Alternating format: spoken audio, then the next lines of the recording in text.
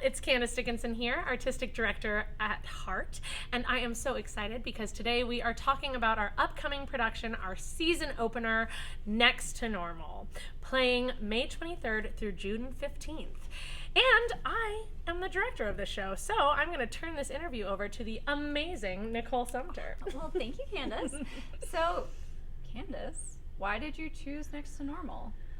So many reasons. This show has been in my heart for a very long time. I was lucky enough to see the original Broadway cast, and mental health awareness is something that is incredibly important to me. I have been in therapy since I was 16, very proudly. I go every single week, and I don't think I will ever stop going because I think mental health is so important. It's just as important as physical health, as eating right, as exercising, all of that. And it just makes you a better person. And it also can help you with some incredible problems in your life, as it has for me. So I want to destigmatize it. I want to tell stories. That's why we did Every Brilliant Thing the first year that I chose a season here at HART. And so it just felt like the right time. This has kind of been on my short list for a while. And when we decided that the season theme for this year was strong female leads, it kind of immediately came to my mind because Diana Goodman is like easily the like most amazing female lead in musical theater history. I mean, like there's just very few shows that have a lead like that has such depth, that has so many songs, that like really is such a roller coaster. And I knew we had a lot of great options for Diana in our community. And they certainly came out. I mean, there was a lot of competition for this show. So it was just the right time. It's always been important to me, and it just felt like this was the one. And the more that I've worked on it, the more it truly has felt like the right time. I think this cast, I couldn't have asked for a better cast. They're incredible. They really They're are. absolutely incredible. Yes, Nichole is also the stage manager for the show, so she has been right next to me for this whole journey, and so she knows it firsthand as well. So I guess those are the reasons. All of the things. Yeah, exactly. And just because it's like an amazing show. Yeah. Well, this amazing show, what's the synopsis? What's it about? So this is a hard question. A lot of people, obviously this is the question everyone asks, and it's very hard to give a synopsis of Next to Normal because there are a lot of twists and turns and surprises that I don't want to spoil because they're very much a part of the show, and it's the thrill of the show is like getting to see those reveals throughout the show. But what I can tell you, it is about the Goodman family with Diana, the mother, Dan, her husband, who is this eternal optimist, and her two children, Natalie and Gabe. And the other two characters in the show, it's a very small ensemble show, is our doctor, who he actually plays two, which I love. That is actually in the script, that, the doctor is played by the same actor to kind of like mirror that like once you are in treatment for so long, it starts to all kind of feel the same. And then we have Henry, who is Natalie's. Henry's the best. He is my sweet angel. He's our little golden retriever boyfriend. and so it's about them. It's about Diana and her struggle with bipolar disorder. She suffers from hallucinations, memory loss, and she is trying to seek treatment. And throughout the show, we see her kind of try to seek treatment in multiple ways. We start out and she's kind of going the medication route. That ends up not working for her, so she tries a different route with talk therapy. She tries hypnosis, and then in the second act, we see her attempt electroshock therapy as a solution as well. So we kind of get to see that path, and then basically it's all just about how everyone reacts to that, how it affects everyone. But there's also kind of this second plot line to it that I really love, that I've really related to, and kind of that's what drew me to the show, is the mother and daughter relationship between Natalie and Diana. It is Diana's show, but I could very much have an argument that it's Natalie's show as well, because it's about that that feeling that we all have, and that kind of everyone experiences of like, am I becoming my parent, right? Am I becoming my mom? Am I becoming my dad? And it's kind of something we all go through. And Natalie is certainly going through that in this show. She is afraid of becoming her mother, and she starts to. And we see a lot of parallels between Diana and Natalie, and also Henry, her boyfriend, and Dan, Diana's husband. So there's a lot of like parallels there as well. And that's basically what it's about. Yes. There's obviously a lot more to the show, but in general, it is just about this family and specifically Diana seeking treatment and how it affects everyone. Yeah, so it's a great show. I'm very biased. But, what's your concept then for it? Whew, so this show was really hard to tackle. The original Broadway set for this show was basically this huge scaffolding unit that was 3 stories high, 9 different like frames, pictures. And the script definitely uses that. Yes. And so there's kind of constant moments that, you know, we have, like, we'll have a scene happening here and here, right? And it kind of like, and my theory why they did that is I think it is supposed to mirror Diana's journey, especially as someone with bipolar disorder, that feeling of disorientation, right, of like being somewhere and kind of like blacking out, right, not understanding, not knowing what's going on, and all of a sudden kind of like finding yourself somewhere else. And the more that I kind of dug into bipolar disorder, I learned that that really is something that a lot of people experience when you're in a manic episode. That high, you a lot of times are hallucinating and you truly lose touch of reality completely. I mean, you know, weeks will go by and you think it's only like a day. And so there's a lot of that in this show. So with that, I tried to create a set that still honors that and works for that, but at HART, right? We obviously don't have the stage capabilities, the height to do what they did. So there was a lot of work I did in trying to figure out how do we interpret this still. So we do have the house, we do have the 3 stories. However, obviously it's a much different height level there. I went for a monochromatic set too because I wanted it to mimic the haziness of a medicated mind, which Diana experiences. And then with that as well, I wanted to, I feel like there is a version, like I feel like it's supported as well because I see this version of Diana where she's in a manic episode and maybe she's touching up a piece of paint on the wall and kind of gets carried away in that manicness, and before you know it, literally everything in the house is a beautiful shade of mauve. So we have a very mauve set, and I love it. And I painted the set. I love painting. I do most of our sets here. And so I went for kind of this swirl kind of look to it as well, again, just to kind of mimic Diana's mind. So there's a lot in that. We also use a scrim really heavily in the show to kind of, exactly, Nichole mans it all the time, so she knows how much we use it. But that was for 2 reasons. One, we needed kind of that separation for another location when we're at the doctor's office, multiple doctor's offices. But I also like it because the scrim, if you're not familiar with what that is, it's basically like a mesh backdrop, so you can kind of see through it, but it creates like a haze. And again, I feel like that is Diana's mind, right? She is in this haze. And so when we're in the doctor's office and she's being hypnotized or she's talking about her past, we are able to see the characters through this kind of hazy gauze material.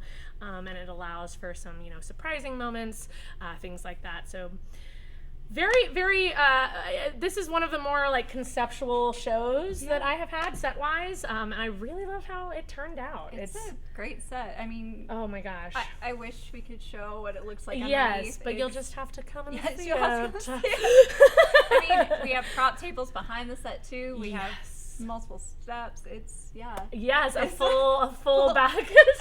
Yeah, this is, you know, I think Tom thought Mousetrap last season was going to be his most complicated set, and I said, hold my beer. But yeah, I mean, it's incredible. Exactly. It genuinely is. Thank you. Yeah. Well, so on that, what's been a challenge with this show? Yep. Just many. Yes. This show has been a challenge. I've not been shy about the fact that this is easily the hardest. Yes. I'm a theater major, not an English major. Shows I've directed. I mean, I spent more time on blocking and figuring out this show than I literally have ever in my life. I mean, I put so many hours into this before we started rehearsals, because it's just so complicated. So definitely kind of what we already talked about, the difficulty of like, how do we translate this script onto the HART stage? That was a huge challenge. The other big challenge that I think we're all feeling is just the way this show is written. Again, so brilliant. I mean, it's a Pulitzer Prize winning show, multiple Tony Awards for its music and for its writing. And the music's incredible. It's like absolutely incredible. It really is. And the thing is, it just continues. Like once the show starts, you are just like on a roller coaster ride.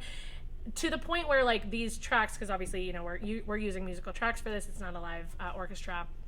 And these tracks, there's like 6 or 8 songs strung together with the underscoring to where like if you make one mistake, if you miss one line, if you miss one entrance, the whole show is off its rails. Like, so that's the challenge for our actors and for me as a director. It was figuring that out too, figuring out, okay, how do I have this actor exit and then immediately re-enter in a new location, knowing that they have 3 seconds to do it. You know what I mean? Like, how do we do all of that? And the cast has been absolutely brilliant. I was so impressed by our run today. They are doing so well, and we still have several runs before we open, so I'm so excited for the show. But I mean, truly, like, you cannot miss a beat or it's thrown off. And the stage management can't. I mean, you can't miss anything. There's several songs where the foodography is down to a T. It is wild. I mean, we have two people backstage just like there to receive things from Diana and give, like constantly, because there's several songs where it's just like she comes off stage, she gets something, she comes off, she gets something, right? And it's just like boom, boom, boom, boom. And so you guys have to be there like so on your stuff as well. And like some of the tracks too, going back to that, like you have like 10 minutes and it's 3 songs, but the end of the song is another track. So it was trying to figure that out too, of like, and the timing. Yeah, so there's been several challenges, but we are taking them in stride, and I think we're crushing it. Great. But it's really hard. I mean, this is easily the hardest show I've done. This is the hardest show I think we've produced at HART. I would assume it's the hardest show you've stage managed. I don't know. Yeah, probably. Yeah, exactly. You're like, oh, I've done some crazies. I was like, the foodography is the major. I'm very excited to see what our final bill is for how much we have to spend on food for this show as well. If you're wondering why we have so much food, you should check this out. Exactly. Right? Exactly. You'll see. So, I mean, challenges aside, what's been your favorite part? Yes. Which so is hard. It is very hard because I have several favorite parts that I would love to tell you about in the show, but I can't because they will spoil the surprises.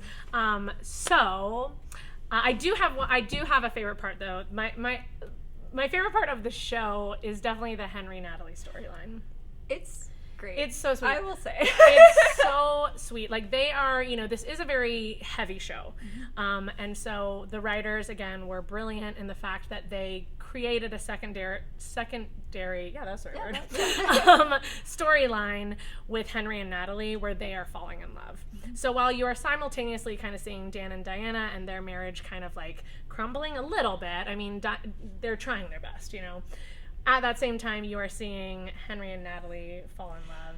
And it is just like the sweetest romance ever. Like, so supportive, just like weird finding weird and being perfect together. Yeah. And just the finale of that, like, because you see these, the second act has this beautiful arc for them where they have hey 1, hey 2, hey 3. So it's this kind of like repeating storyline where they're, running into each other. And how it ends at the school dance is just my favorite part every night. I cry every night, but it's like happy tears. So I love that. But if I were to say like overall, it would definitely just be working with this cast. Yeah, they're just incredible. They're just so incredible. We had so much competition for this show at auditions.